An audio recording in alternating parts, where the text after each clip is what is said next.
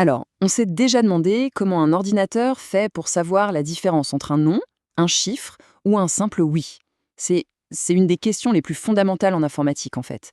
Et la réponse, eh bien, elle se cache derrière absolument tout ce qu'on fait en ligne. Allez, on va creuser ça ensemble.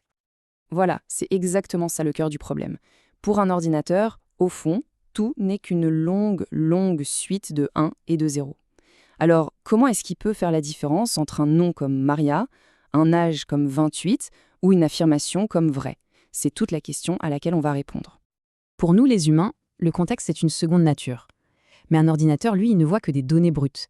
Et sans contexte, le chiffre 28 pourrait être un âge ou un numéro de maison ou même la température extérieure. C'est un vrai chaos d'informations. Alors, comment est-ce qu'on met de l'ordre dans ce bazar? La solution, en fait, elle est étonnamment simple et même assez élégante. On donne des étiquettes aux données, des sortes de catégories, pour dire à l'ordinateur à quel genre d'informations il a affaire. Imaginez un instant. On ne mettrait jamais du lait dans une boîte à chaussures, n'est-ce pas, ou des livres dans une bouteille. C'est du bon sens. Chaque chose a besoin de son propre contenant. Eh bien, en programmation, c'est exactement le même principe. Et ce fameux contenant, c'est ce qu'on appelle un type de données. C'est l'étiquette qui dit à la machine « Attention, ça, c'est un nombre, tu peux faire des calculs avec. » Ou alors « Ça, c'est du texte, tu peux l'afficher à l'écran. » En gros, c'est la règle du jeu. Bon, alors, quels sont ces fameux contenants? Il y en a quelques-uns qui sont vraiment les piliers de presque toute la programmation. Faisons connaissance avec les 3 plus importants, les plus courants.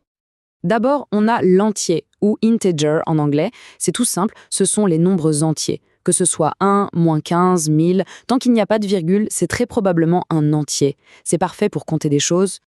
Ensuite, il y a la chaîne de caractères, le string. Ça, c'est pour tout ce qui est du texte. Un nom, une phrase, une adresse, peu importe. On l'entoure toujours de guillemets pour que l'ordinateur comprenne bien que ce n'est pas un ordre, mais juste du texte qu'il doit manipuler. Et enfin, le booléen. Il a l'air tout simple comme ça, mais il est incroyablement puissant. Il n'a que 2 options possibles, vrai ou faux. C'est le oui ou le non de l'ordinateur, et c'est la base de toutes les décisions qu'un programme pourra jamais prendre. Voilà donc un petit récapitulatif rapide. L'entier, c'est pour les nombres. La chaîne, pour le texte. Et le booléen, pour la logique vrai ou faux. Rien qu'avec ces 3-là, on peut déjà construire des choses absolument étonnantes. D'accord, mais pourquoi est-ce que cette distinction est si cruciale? Eh bien parce que le type de données, l'étiquette, dicte complètement les opérations qu'on a le droit de faire. On ne traite pas les nombres de la même façon qu'on traite les mots. Ok, alors là, c'est l'exemple parfait pour comprendre pourquoi tout ça, c'est si important. Regardez bien. D'un côté, on demande à l'ordinateur d'additionner 2 entiers, 5 et 10. Pas de surprise, il fait le calcul et ça donne 15. Logique.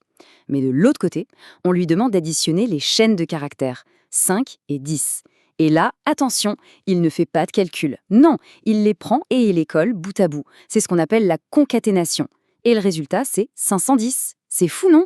Le même signe, le plus, a 2 comportements complètement différents. Tout dépend de l'étiquette qu'on a mise sur les données.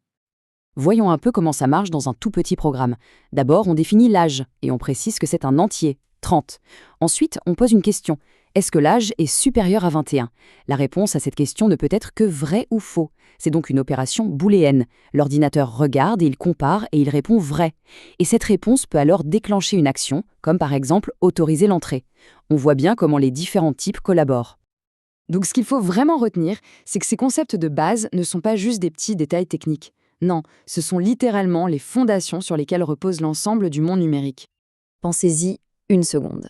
De la plus simple des applications sur un téléphone, aux algorithmes ultra complexes de l'intelligence artificielle, en passant par les jeux vidéo ou les modèles financiers, au cœur de tout ça, on retrouve toujours les mêmes briques de base. Tout, absolument tout, commence par dire à l'ordinateur s'il manipule un nombre, du texte ou une décision logique. Voilà, c'est une excellente façon de le voir. Si le monde numérique était un univers de matière, eh bien les entiers, les chaînes de caractères et les booléens en seraient les atomes, les particules vraiment élémentaires à partir desquelles tout le reste est construit. Et ça nous laisse avec une pensée assez fascinante. Si ces atomes numériques sont si simples, alors les molécules qu'on peut construire en les combinant sont pratiquement infinies. De nouvelles structures, de nouvelles formes d'intelligence. La vraie question n'est pas de savoir ce que sont ces briques, mais plutôt, qu'est-ce qu'on va bien pouvoir construire avec elles demain ?